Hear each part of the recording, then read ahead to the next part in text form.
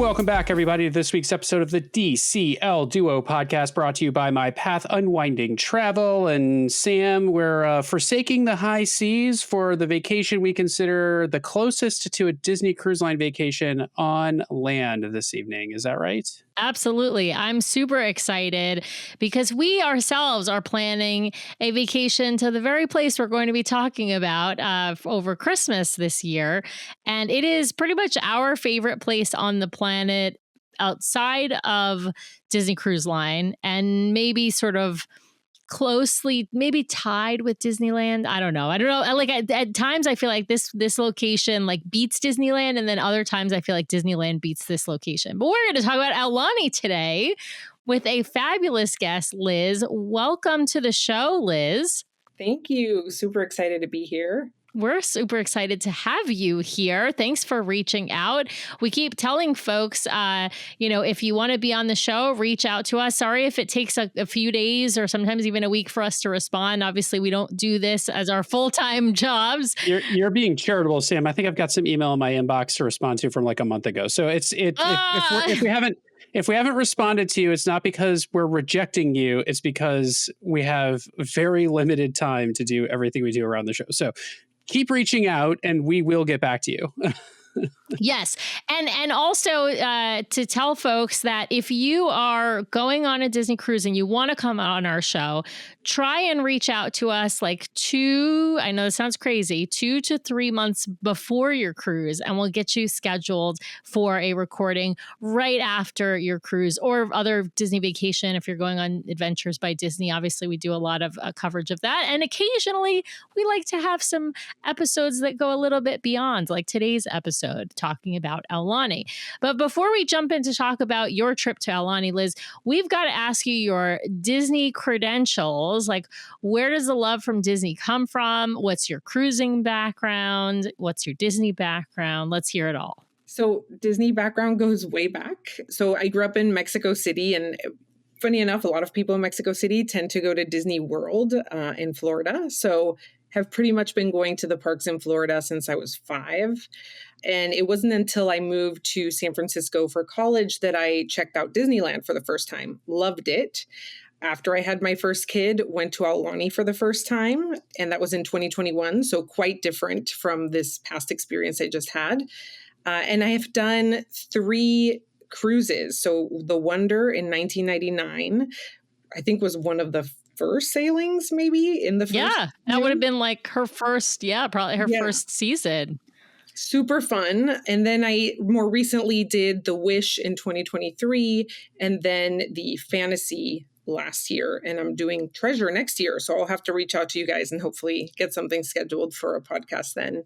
Awesome. Love it. Yeah. So some really good cruising experience and lots of parks experience. Now, what made you decide to book this trip to Aulani that you went on this year in 2025? Sure. So like I mentioned, we have a 5-year-old, and the purpose of the trip was our 10-year wedding anniversary.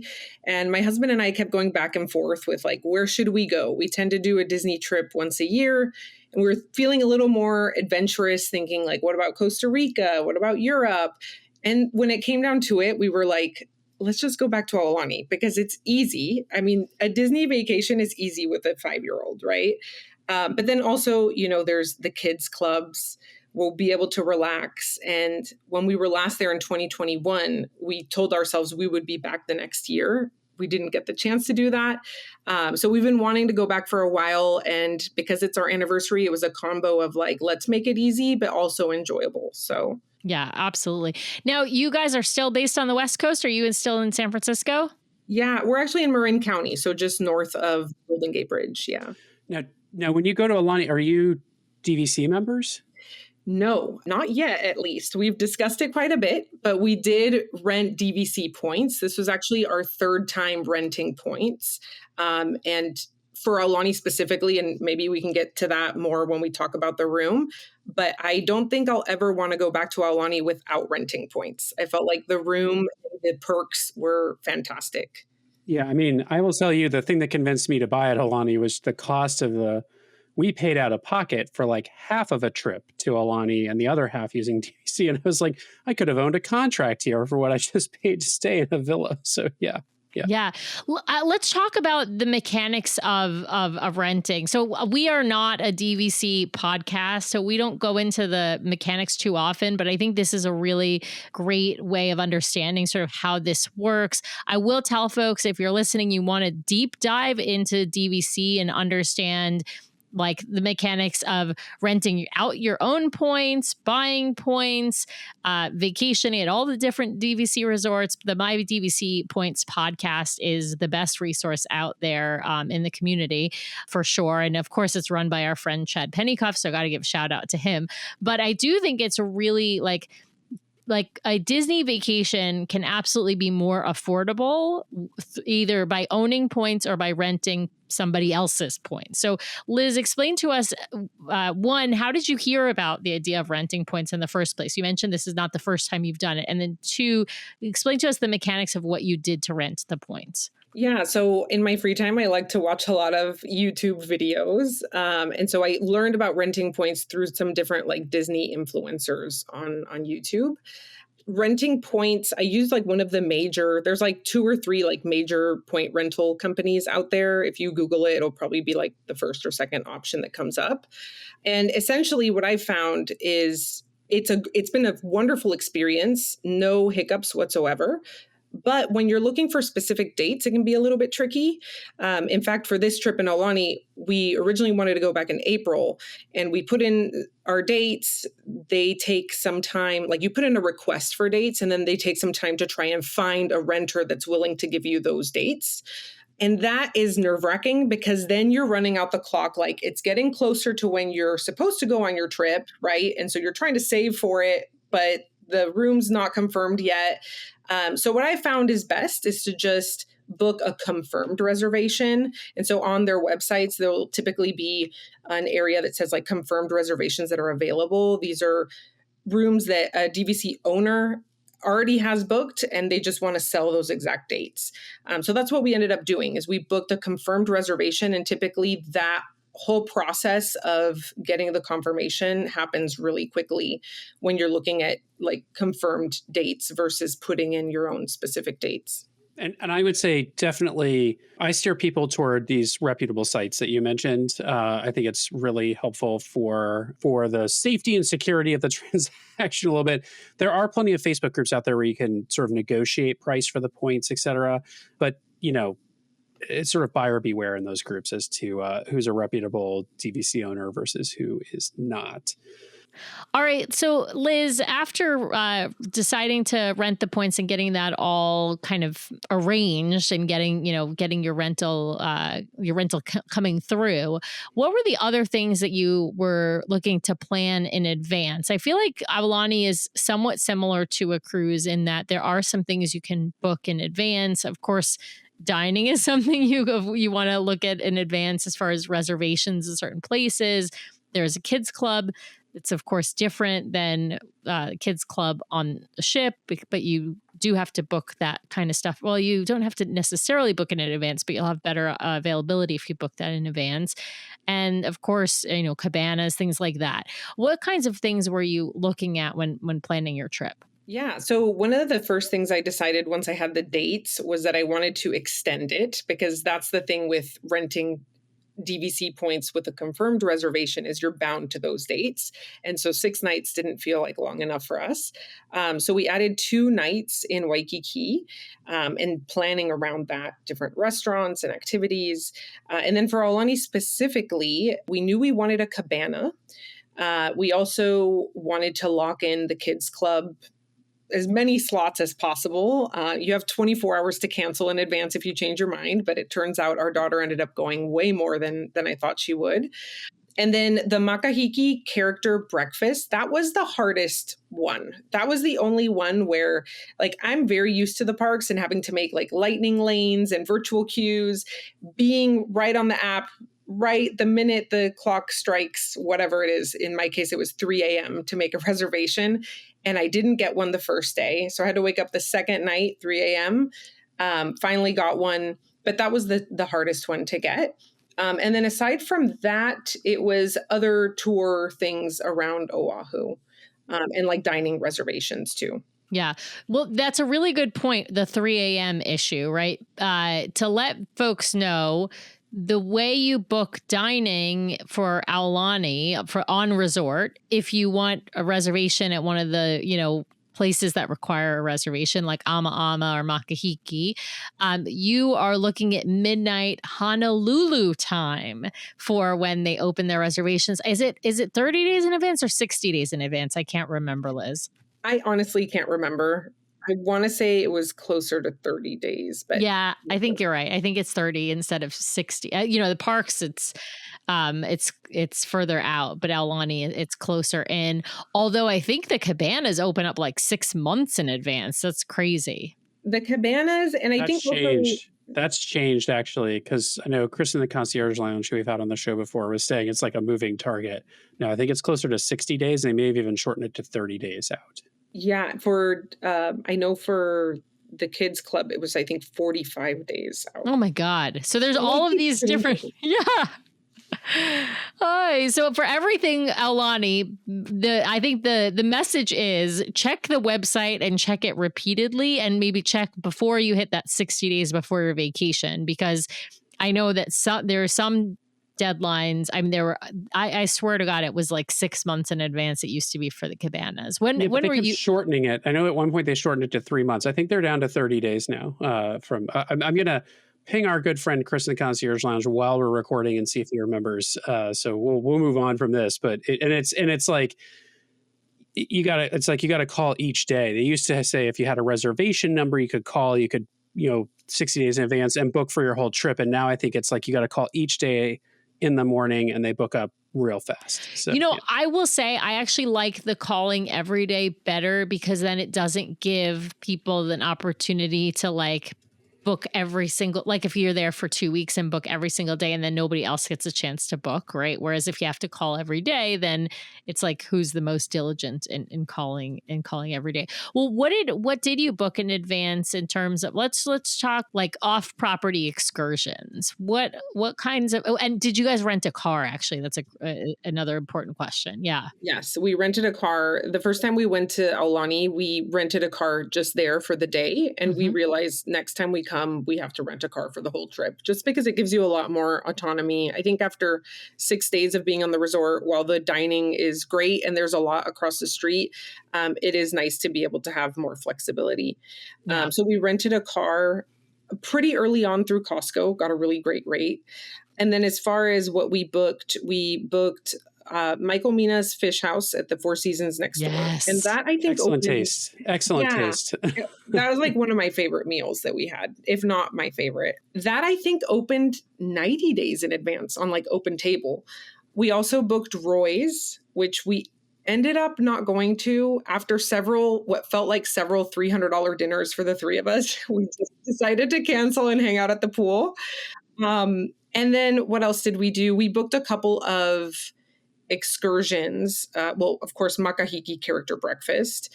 When we were in Waikiki, we did book like a snorkeling turtle excursion, which apparently kids as young as 3 can do, which was fun.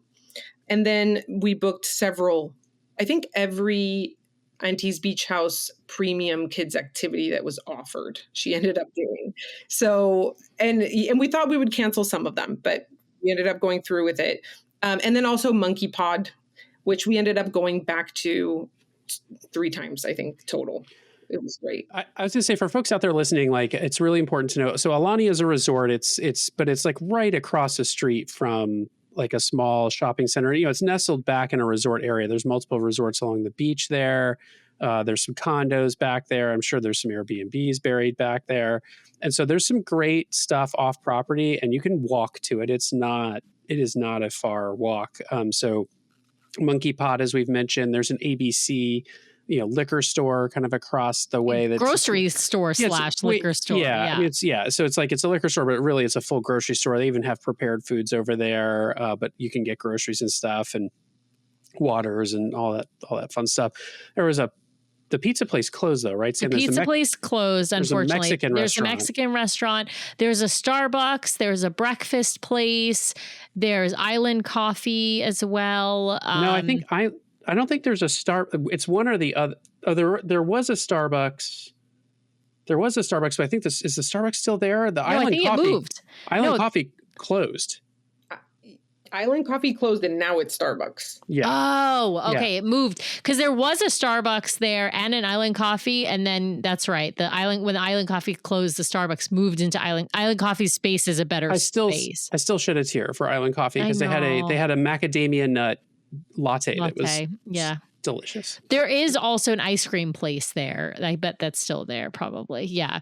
So it's but anyway, if you don't have a car, that's your options are basically eat on Aulani property, eat on Four Seasons property, walk to the Marriott property, which is pretty close by as well, and eat at one of their restaurants, or eat at Roy's on the golf course, or in this shopping center. I can't remember what it's called, but it's like in Ko'olina, KO space OLINA. That's the neighborhood that everything we've just mentioned is walking distance. A Marriott resort, you can walk down the beach to get to Roy's, you can walk to, and then Michael Mina is literally like step off Aulani property, step onto Four Seasons property. Yeah. And there's a few restaurants at the Four Seasons property as well. Yeah. But yeah, all great options that you don't have to have a car to get to. But all of those things, as you mentioned, $300 dinners later, right?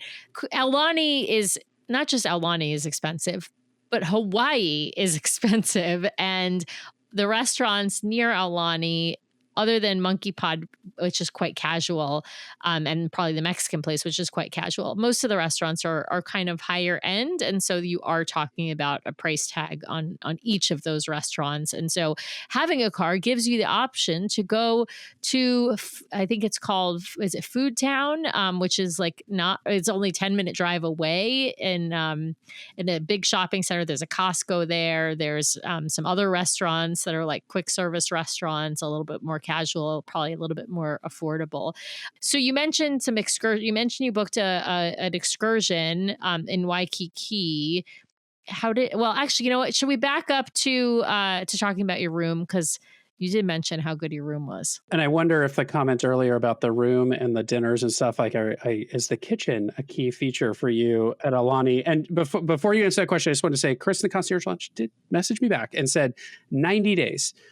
Is what he had heard, and he's going to give that a shot for his New Year's trip. So we got to set a reminder, Sam, 90 days. And he said there's no official policy on booking day by day versus length of stay. It just depends on the cast member you get. So interesting. Yeah. Okay. So anyway, but room, Liz, tell us about your room. Yeah. So the room, I think I made a comment about this earlier on, that I wouldn't want to go back to Aulani without staying DVC. We've stayed DVC at Grand Californian. I will say our experience there, both were studios.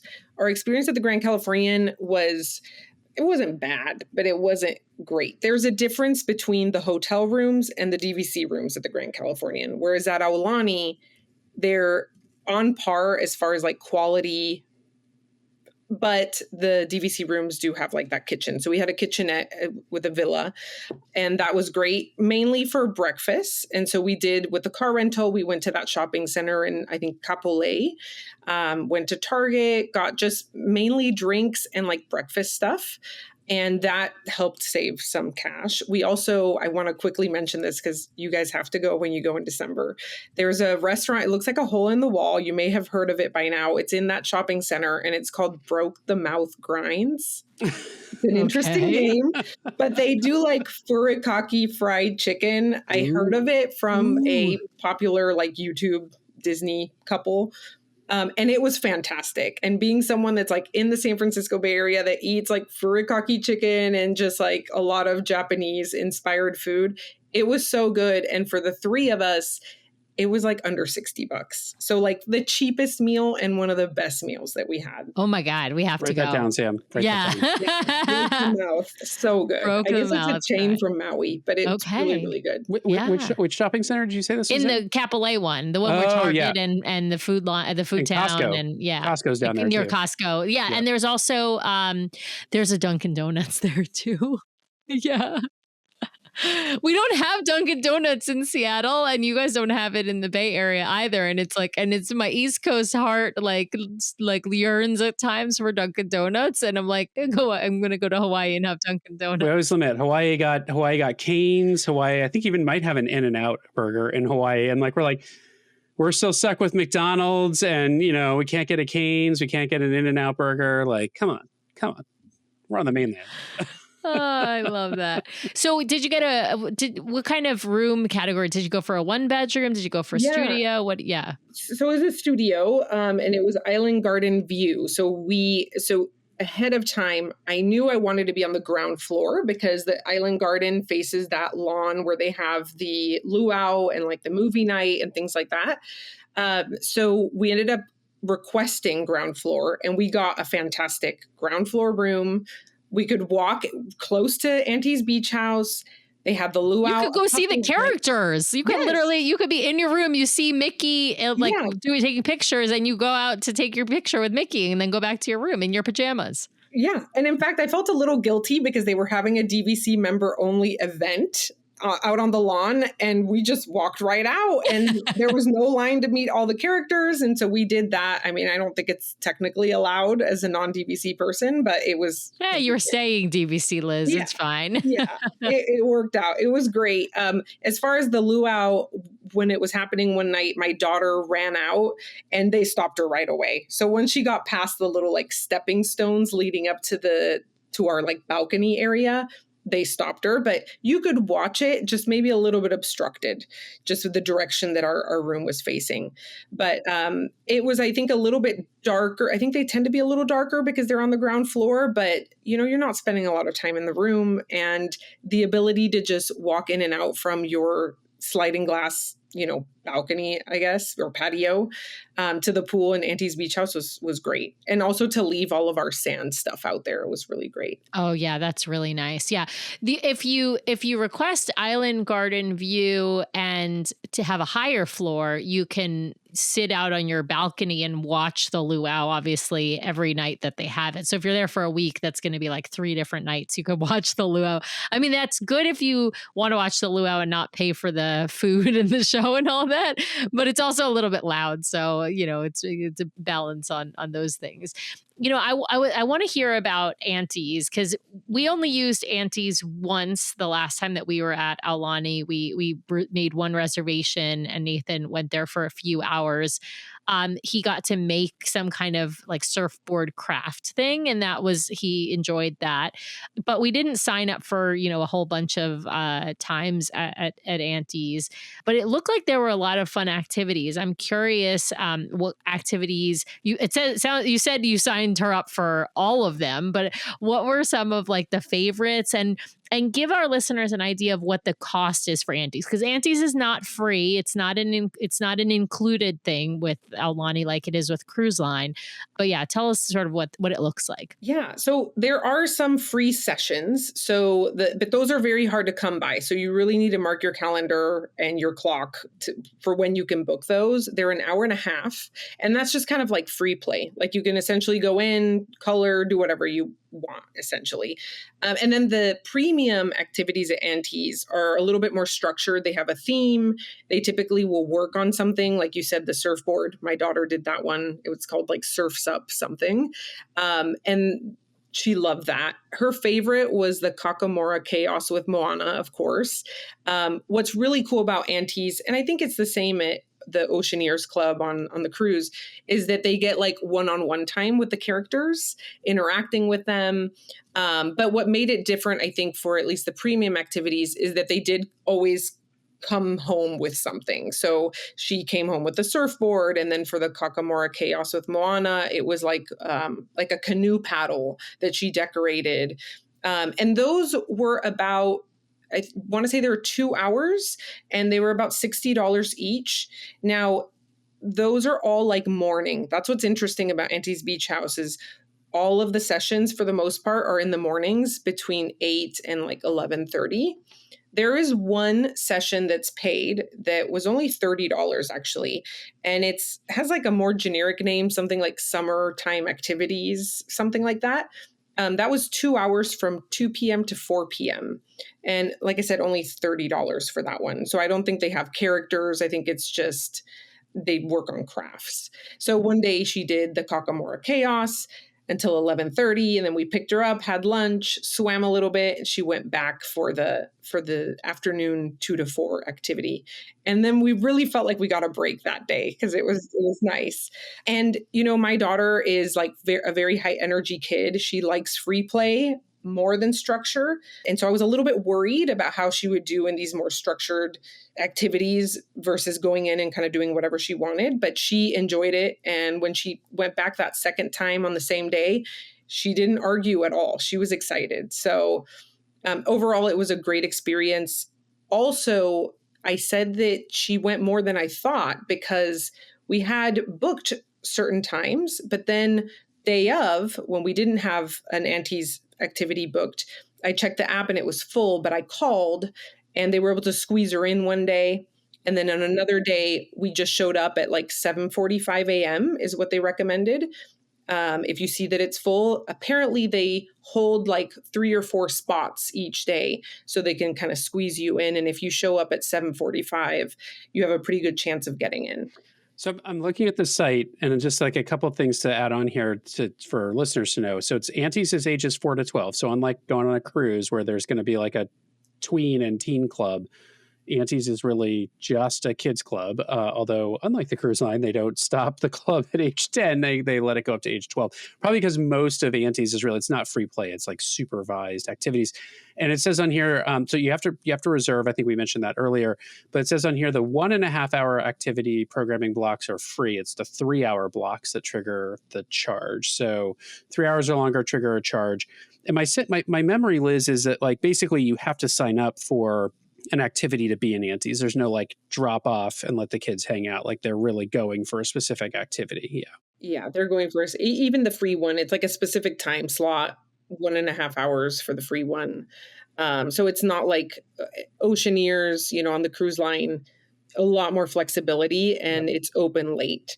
Now it's worth noting that the cast members at Auntie's do stay at Auntie's until 8 p.m. to take questions. And if you want to go in and try to get a spot, even in the afternoon, if you don't make it in the morning, they're around until 8 p.m. It says the hours are actually 8 a.m. to 2 p.m. So it is it is morning to mid-afternoon, and that's it.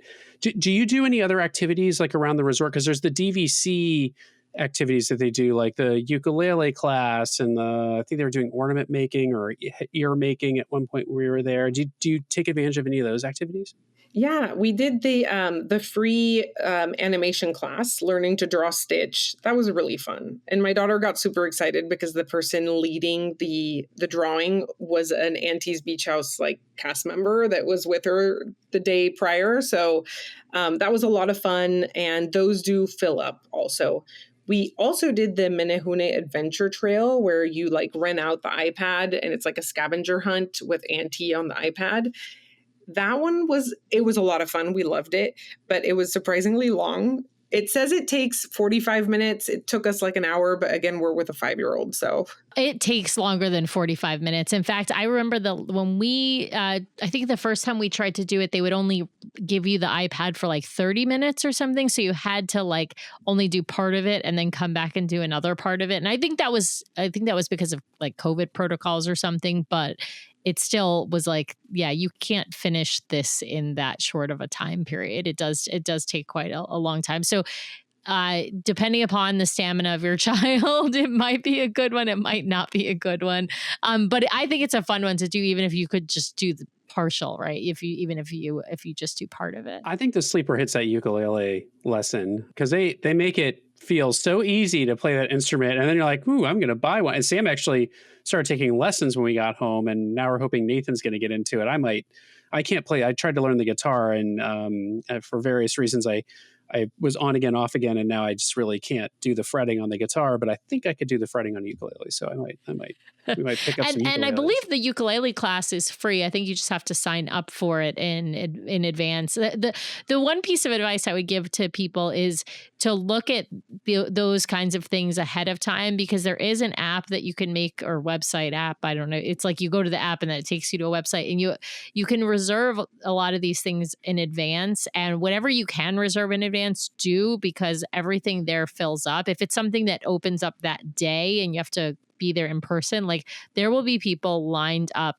I kid you not, like 30 to 45 minutes before. Like the rope drop culture that is in the parks like transfers to Aulani just like it does to cruise line. So just, which leads me to my next question. How is the pool? Because the pool was a struggle for us when we were there trying to get chairs and seats and stuff, which may have been the reason you also booked a cabana at least one of the days. But how was that pool, Liz? My sense is people get up really early. They send poor grandma down because she's an early riser. Up at 6 a.m., right? But was it difficult to get chairs by the pool? We're in Pacific time. So we were also waking up at like 5 a.m. every day. And so I would send my husband down. He would happily go with his book and sit there around 7 a.m. It was pretty much empty, but people were trickling in. And I'd say by like 8:30, it was pretty much booked, like full solid, because it's July. And so we were kind of prepared for that, but we had no problems getting cabanas. In fact, getting loungers. In fact, the cabana that we had booked, we ended up canceling. It's pretty pricey. It's like $650 for the day. And so we opted for a Casa Bella on the beach, which was only $85. And we really didn't miss it. In fact, I think we at least would have felt kind of not great about being in the cabana, knowing that like we really didn't need it. And so, we ended up not needing that. And I was convinced we would need that cabana because it's July and it's going to be crazy. But I'd say as long as you get down there by like 7:30 at the latest, you'll be fine. You'll get loungers up until probably 8 or 9, but you'll get your ideal spot if you go closer to 7. Yeah. Well, and if you want an umbrella, right? If you want a lounger that's next to an umbrella, that's also you're going to need to be there early for that. So I think you're right. Like you will find some place to sit if you're there early. And I think on the cabana side of things, I would say like, I don't think a cabana is really necessary. It's a nice to have, particularly if you're a larger group, like a family of 3, which you guys are and we are. I'm not really convinced that a cabana is worthwhile for just us. But like we're gonna in December, we're gonna be with a family of 4 and a couple. And so I think with that whole group, like a cabana would be a nice to have kind of a thing for maybe a day or 2 days, but it certainly wouldn't be a necessary thing, I think, for the 3 of us, especially at least if one of us is going down to grab 2 loungers, in the morning. I want to put a word out there that if you are a family of 3 and the third person is a child, you do not need 3 loungers. You only need 2 loungers because that child is not sitting on the lounger. That child is in the pool or on the water slides or just running around chasing characters. So please don't until they need to pop a squat for lunch, Sam, and then well, but then they can share your lounger. You're sitting upright when you're sitting. When you're eating lunch on the lounger, you're sitting upright. On that note, that reminds me of another activity that we did. There are like certain activities on the beach, particularly that you can only book like day of, going to Makahiki Joe's, the little like stand by the beach. So we decided to do the outrigger canoe adventure. Not something we were planning to do, but we just thought it would be fun. And that was probably one of the highlights of the trip, honestly. And so it takes you, the canoe is like sitting on the beach. You'll see it as soon as you get there. And it takes you, I want to say it's an hour and a half. You don't get in the water, but it's low enough to where you can put your hands in the water. And we were a little concerned the day that we did that about losing our loungers, because there's that rule about you have to be at your lounger every hour. Otherwise, they'll put a towel on it. And then that means they'll clear your stuff out after the hour if you're not back. Well, I think that rule applies more loosely to the loungers on the beach. So we were a little concerned about losing our loungers while we went on this canoe tour. But we ended up getting beach loungers, and I noticed they weren't really enforcing that on the beach at all. So it ended up being fine. Yeah. But yeah, I think enforcement on that is varied in general. Like even, I think you're right. It's probably more strictly enforced by the pools because those are the loungers that are in the highest demand. With the beach loungers, it's interesting to think about the beach loungers are, if you want a beach lounger, you can probably come a little later and you'll be okay. You'll get one. But I think you're right. Like there's the enforcement on the chair policy is, well, it's sporadic, but more sporadic on the beach than by the pool as well. Yeah. The Casa Bellas, as you mentioned, are a nice option. Those are those kind of round bed that have a partial shade cover that kind of comes up from where your head would be laying on the round bed. Those are definitely a nice option. They don't provide you full shade, but they're a nice, comfortable option. And as you mentioned, those are rented day of, and they have a bunch of those on the beach. You just have to go down to kind of where you sign up for the Rainbow Reef, which is the little snorkeling reef, and also that's the same place where you would check in for cabana rental as well. And so you go morning of as soon as they open, and then until they sell out. Speaking of the Rainbow Reef, did you guys do snorkeling in there? We wanted to, but we just never got around to it. There's so much to do, right? I know, there's so much to do, not enough time. Just a real quick fun thing that we came across with the outrigger canoe rental. I guess Jason Momoa's dad works on it, and so he took us out on the sailing. Yeah, Uncle Joe. And it really is Jason Momoa's dad. So he's there all the time. So if you want to meet him, you might Papa be able to. Aquaman. My goodness. Yeah. Oh, and he told us, I actually didn't know this, but apparently there's going to be a Moana live action coming out. And he's in it with the conch shell. So every time this canoe goes in and out of the little bay there on the beach at Aulani, they blow on the shell, or he blows on the shell to kind of let swimmers know to get out of the way. And so he said he would be in the live action blowing the conch shell. And I just thought it would be so cool for my daughter to later on show her pictures and say, hey, that's the guy that took us out in the canoe. Yeah. That's so cool. That's awesome. It's pretty cool. Well, another favorite thing down at the beach there is, of course, the Dole Whip. And then, of course, on the property near the pool is the Shave Ice stand. So you can get Dole Whip or Shave Ice on Aulani property. Dole Whip is actually available in a couple different places. One is the stand down by the beach, and then one is the quick serve place up at the pool area. Did you guys take advantage of those delicious treats? I can't believe I'm saying this, but we didn't get Shave Ice. Well, I'm going to tell you their Shave Ice is actually not that good. So I don't think that's a... But then it breaks the rules, Sam, because anything Mickey shaped is supposed to taste better. I know, it's supposed to. Yeah, you can. It takes a great picture to get the Shave Ice, but I think the Shave Ice off property is not bad. Shave Ice, it's just the Shave Ice off property is better. So yeah. Yeah, and the hours are also super limited between that and then the snack shop next door, which is fried fish or fish and chips type. They're only open from I think 11 to 5, and so every time we wanted one, they were closed. But we did have some Dole Whips down by the beach, and they sell Dippin' Dots now, which my daughter loves. So she got Dippin' Dots a few times. But other than that, that's actually one of the only things I felt like was missing. And I did take the Aulani survey a couple of days ago.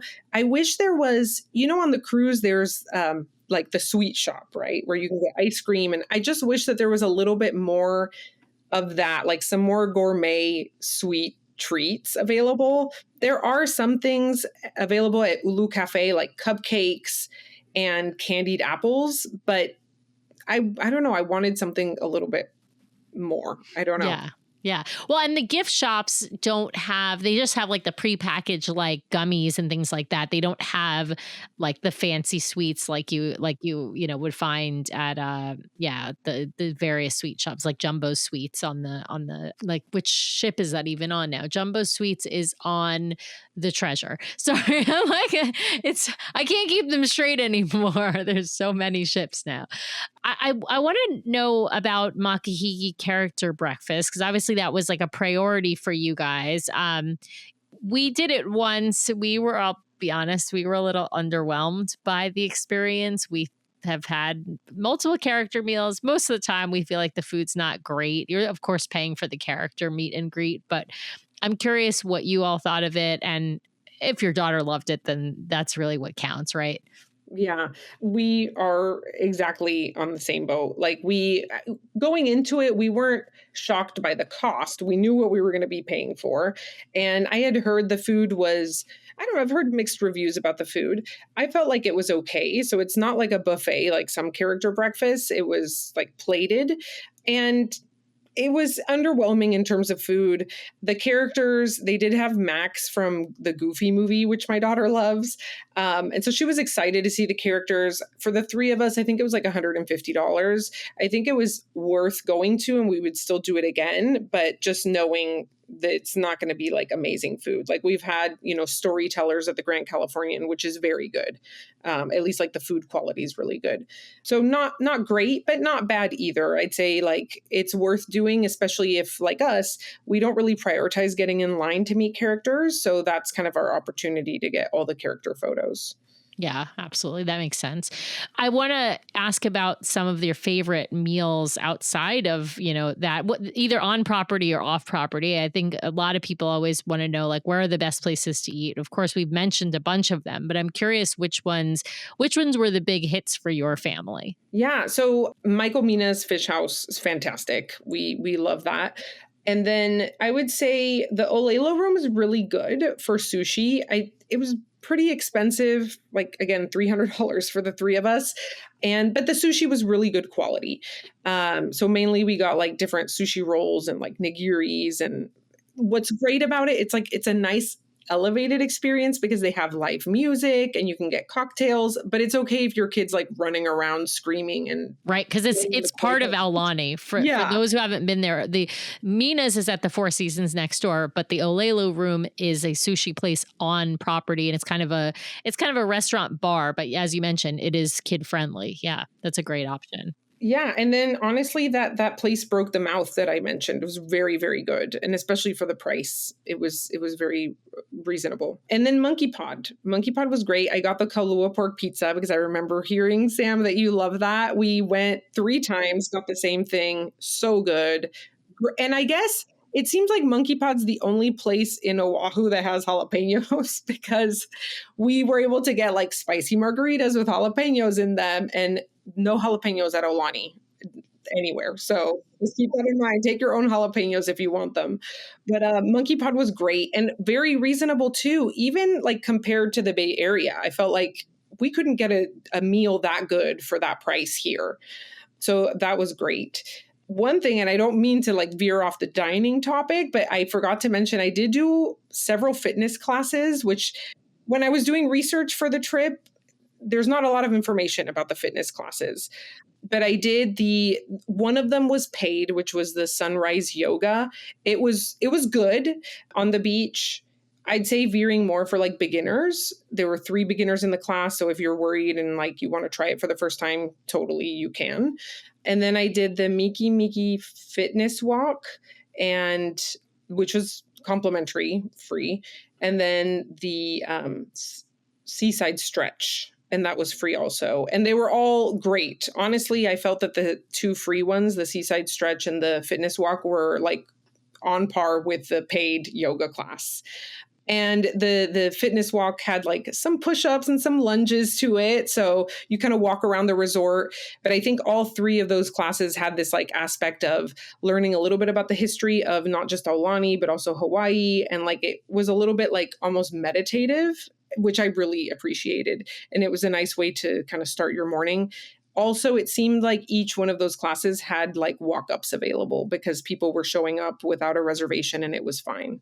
I love that. I love how at Aulani, I feel like they try to incorporate like Hawaii storytelling in a lot of the different activities. I mean, all of the different, even the kids club activities, but some of the classes that we mentioned, like even the ear making and things like that. In the ukulele class, like they incorporate like telling stories of Hawaii. And of course, then they do that storytelling out at the pool in the evenings with Uncle, who tells, one night he'll be telling the story of Maui, a different night he'll be telling, a different story. But I think those are really lovely as well. I just think they do a really nice job of integrating. It's kind of like what they've done at Lookout, which is, integrating the culture of the Bahamas with Disney Cruise Line. And I feel like with Aulani, they've done this beautiful job of integrating, Disney storytelling and branding with storytelling of Polynesia, but of the Hawaiian Islands in particular. So it's a really lovely part of that. Now, you did stay at Waikiki for a couple of nights. I'm curious where you stayed at Waikiki and how you thought it compared to staying at Aulani. Obviously, it's a much more densely populated area, not like quiet Ko'olina. It's Waikiki Beach with the surfers and all of that. Yeah. Yeah. So we stayed at a hotel called the Lalo. It's like a boutique hotel. I think it's actually like a Marriott. Not on the beach. And I think in hindsight, I should have booked one on the beach. I was interested in like the Royal Hawaiian, which was right on the beach. The reason we didn't go on the beach is, number one, it was like a little bit cheaper, but it's still like a cute, like Instagrammable type hotel. But we also thought, well, we'll be in Waikiki doing a bunch of activities and we'll do the beach time at Aulani. But we love Waikiki Beach. So we found ourselves one day on Waikiki Beach with no towels. I actually ended up walking barefoot into one of the hotels to an ABC store to buy towels because it's a lot of fun. It's a little bit of a different beach. It's more crowded. There's surfers, but also the ocean. It's like actual waves. So it's a little different than the beach at Aulani. But we stayed there, really enjoyed it. They had a lot of perks like free shave ice and, free mangoes at a certain time of the day. And that was really enjoyable. But mainly we did it so that we could do some activities in Hawaii. Like we did in Waikiki, we did the hiking of Diamond Head, which was so much fun. That was probably one of the highlights of the trip, just because my daughter did it and didn't complain. And it was really an enjoyable experience. And then we did a charter off of Waikiki to snorkel with turtles. And that was fun. And so we thought, we're not going to be at the resort much. Let's do something that's like off of the beach, a little bit cheaper. But in hindsight, I think it would have been like a more resort-like experience if we had stayed on the beach. But yeah, overall, it was great. It almost felt, yes, more city-like, busier. And then once we got to Aulani, it felt like, okay, now we can kind of like relax and kind of be catered to a little bit more. Where did you guys eat when you were in Waikiki? Like, obviously there's a ton of restaurants. You're right. You can walk to everything. I imagine, did you have a car when you were there or did you get your car after you left Waikiki? Oh, okay. But you probably didn't use it. Yeah, we didn't use it. We ended up paying like $65 a night for parking at the hotel. But even with that included, it still was cheaper to rent the car for the duration of the stay versus going to a rental agency halfway before we went to Aulani. I feel so lame saying this, but the first night we got there, I was convinced we were going to go to this dim sum place, Tim Ho Wan or something, that's in the one of the big shopping centers. It's very popular. It's like a Michelin rated dim sum place. We were exhausted. So we ended up not having dinner the first night. And then the second night we went to Duke's, which is right on the water, right there in Waikiki. Food, not great, not bad, but not great. But really the atmosphere is awesome at Duke's because it's lively, it's on the beach, live music. And that shopping center that it's in, the International Marketplace, that's got to be like the prettiest mall I've ever been to. Like banyan trees, like a stream going through the mall. It was amazing. So unfortunately, didn't get to try a lot of food out when we were in Waikiki. But yeah, really just 2 nights. I think I wouldn't want to stay longer than that, I don't think. So Sam, are you taking notes? Because I think we need to hit up Waikiki Beach. I think we need to do Diamond Head.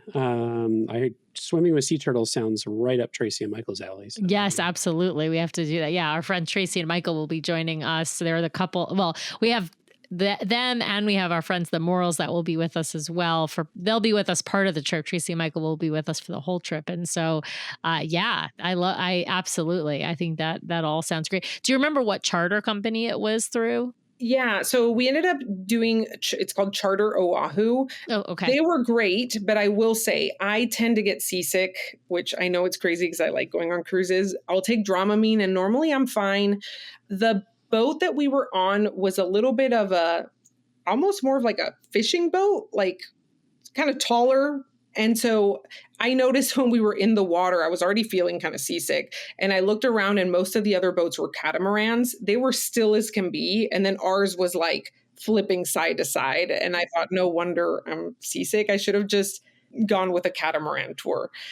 So I would recommend doing a catamaran. But the staff and everything at Charter Oahu were great. Yeah. I wonder if they have catamarans to book, because that's what I would definitely, I get seasick myself particularly on small boats. And so, and occasionally even on a catamaran, you could have enough movement. It just depends on it depends on the movement.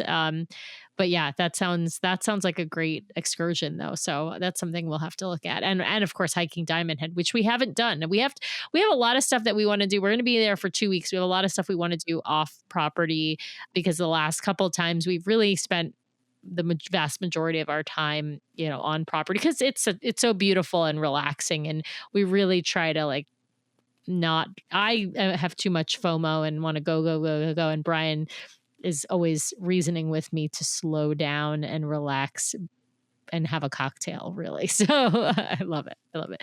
Now, Liz, have we missed anything? Highlights, lowlights, anything? I mean, are there any things that you've been to Aulani now twice? Are there any things you've sort of learned maybe your second time around that you didn't learn or lessons that you would sort of give to somebody else who maybe has never been?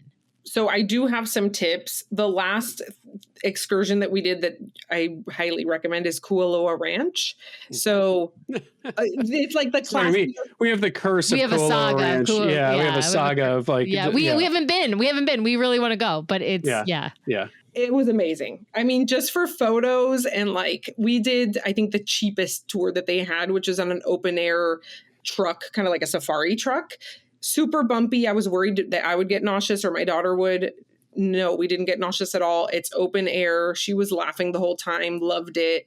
A little bit of history, not a ton, but great views and just a great experience. Then as far as tips, I did take some notes on what tips. Definitely, if you are an Apple Watch family, wear your Apple Watches because it will not only help you communicate with each other, like when you're swimming and in the ocean, but also to keep track of the time for your loungers, since you have to be back to your lounger every hour. So that was a huge thing. And then you can get your wristbands. So you have to go to the stand near the pool to get your wristband to be at the pool, right? Like everyone has to have a wristband on. Right. And that's daily. You need to have that wristband daily because if you're not staying at Aulani, you can't stay at Aulani. You can't hang out at their pool. Yeah. And we even had someone, a cast member once asked to see our wristband. So you do have to have your wristband on. And usually in the mornings, there's a long line to get them. But you can get the next day's wristband starting at 1 p.m.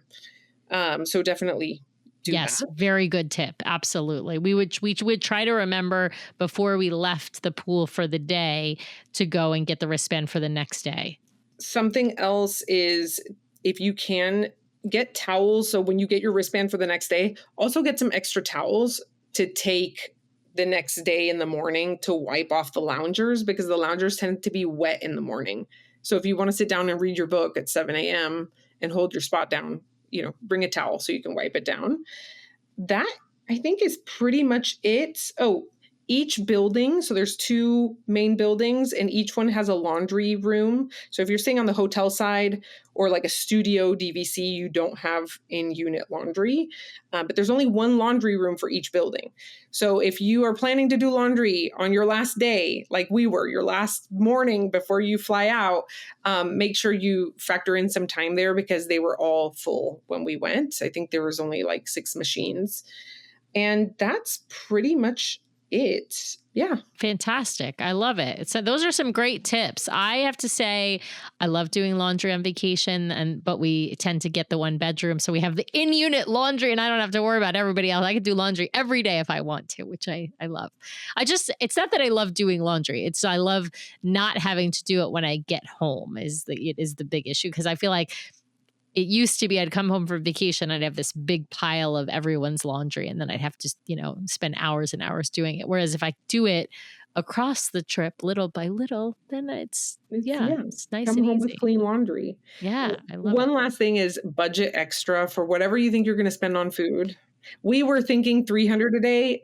No, it's going to be more. It's going to be closer to $400 a day. And that's just the 3 of us. Yeah. And that's really just for lunch and dinner because you were cooking or having, cereal or whatever for breakfast. I highly recommend, I will echo everything you said about, buying drinks and breakfast stuff for sure. If you've got at least a kitchenette, because that can make a huge difference in the budget. And then even in like snacks as well, right? Like if your kid is a snacker in particular, or you're a snacker, if you buy them at the grocery store, it's going to be a lot easier on your budget than buying, French fries or whatever at the resort. Yeah, those things do add up. Well, I wanted to ask you a little, it's going to be, we're going to do a mini rapid fire. It's not going to be, Brian doesn't need to do the intro and all that because I'm just going to do a little like mini rapid fire because you've been on the cruise. I will. Okay. I think we've reached that point in our show where Sam gets to ask you some arbitrary questions, some arbitrary rules, and apply more than a dash of judgment of the round we know as rapid fire. Now, Sam, you can take it. Thanks, Brian.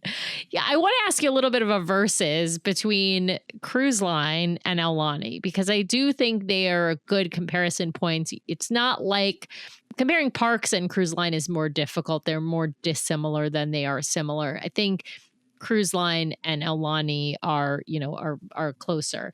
So I want to start with and you just tell me which one's better. Yeah. So or if there's a tie, that's okay as well.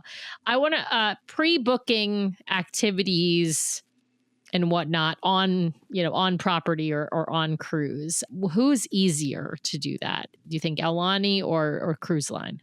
I'd say Cruise Line. Yeah, I think so too. I think the problem with Aulani is there's too many different deadlines, as we discussed at the top of the show.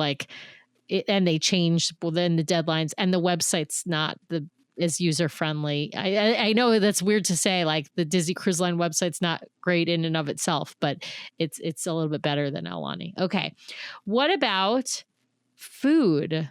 I mean, obviously one's included and one's not included, but let's food quality. Food quality.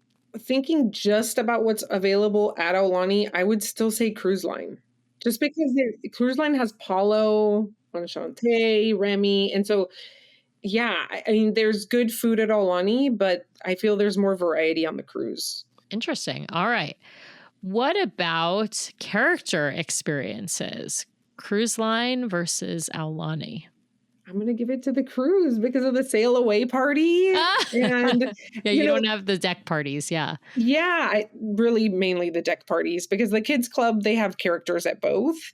So I would say cruise. Also, cruise has Bibbidi Bobbidi Boutique. I know Aulani has the Painted Sky, but it's not the same.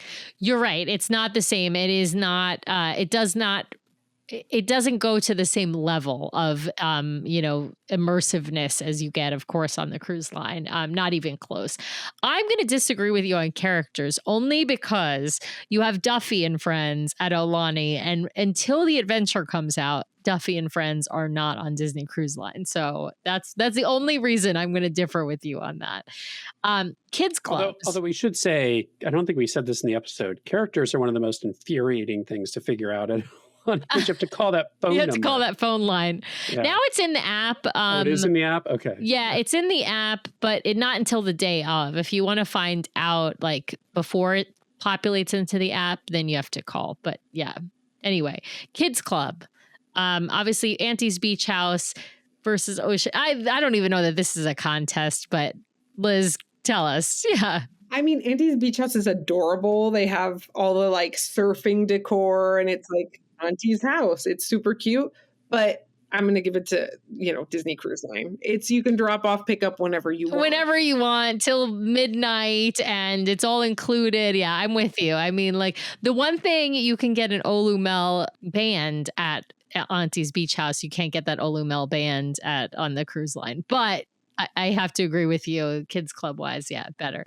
What about service? I mean, I think service is great on both. So this might be a harder one, but like that's interesting. I feel like on the Disney Cruise Line, everywhere you turn, there's a cast member ready to help you. Like it's incredible. You're never more than within a few feet of a cast member helping you. But I will say at Aulani, one of the things that stood out to me is I noticed most of the cast members are from Hawaii. You could see their name tag and where they're from. And so the cast members and the service at Aulani felt more like family. Like they call you, oh, hi, Ohana, and there was just like more of a warmth to it. Not that Disney Cruise Line doesn't have that, but it's almost like culturally tied to just like the whole aloha vibe, right? And so absolutely. I am like you and I are simpatico on this one, Liz. I was gonna use the same words, warmth and ohana. Mm-hmm. It's the feeling like, yes, you're right. You might have to look a little bit further to find the cast member. They're not everywhere or like as ubiquitous as on the cruise line you turn and you run into a cast member. But like there's a warmth there that is just indescribable. Yeah, love that. All right. I got to ask what your daughter would pick as her favorite. Like, would she say, if you said tomorrow, okay, we're going on vacation, little 5-year-old girl, we could go on a cruise or we could go to Aulani tomorrow. Where do you want to go? What would she say? Yeah. Well, I asked her as we were walking through the lobby and we passed the replica of the Disney Wish ship. I asked her, like, what's been your favorite vacation so far? And she said Bibbidi Bobbidi Boutique, which is the cruise. The cruise. We've only done that on the cruise. She wants to be a princess. I understand. The cruise for her. But she was like all giggles, in the best mood every day. She loves swimming. So she adored Aulani, but I think she would pick the cruise. Yeah. Well, I didn't ask you because I think it's obvious, but if I ask like pools, which is the best, like Aulani wins like hands down, right? Like, I mean, you do have like crowded pools, but it's not kid soup because you have a whole bunch of different pools and beach and all that. So it's there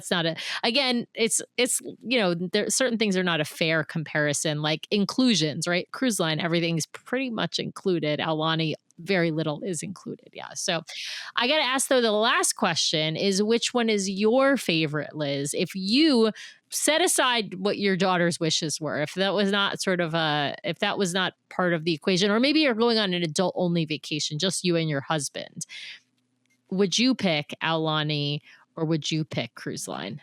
I think if money is also not an issue, I would do Aulani just because I could go for longer, unless you did like, I guess, a back-to-back cruise, right? That's an option. But I think I would pick Aulani just because we love the beach. We love hanging out at the beach and just kind of lounging and relaxing.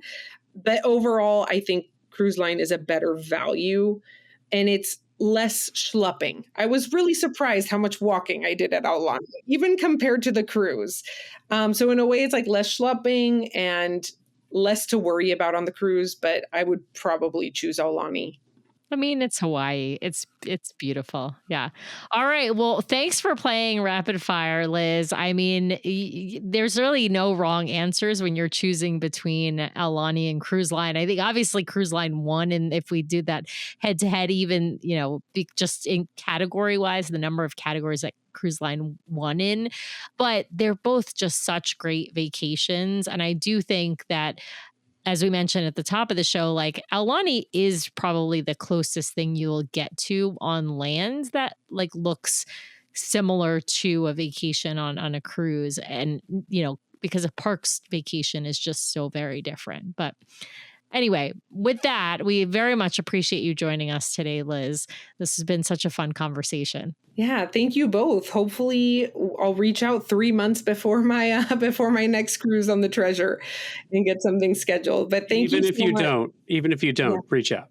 Yeah. I know. I hate saying that, but we're actually we're booking 2 to 3 months out now for our recordings, and I just want people to know, because I don't want them to be disappointed if they have to either schedule something 3 months after their cruise, or if we have to turn down the recording just because we don't have enough room in our schedule. So, but thank you for everyone who has reached out to us. Thank you to Liz for reaching out to us, and thank you to all of you who are listening, who continue to listen and continue to reach out to us to be on the show. We so appreciate it. And with that, we'll just say good night, everyone.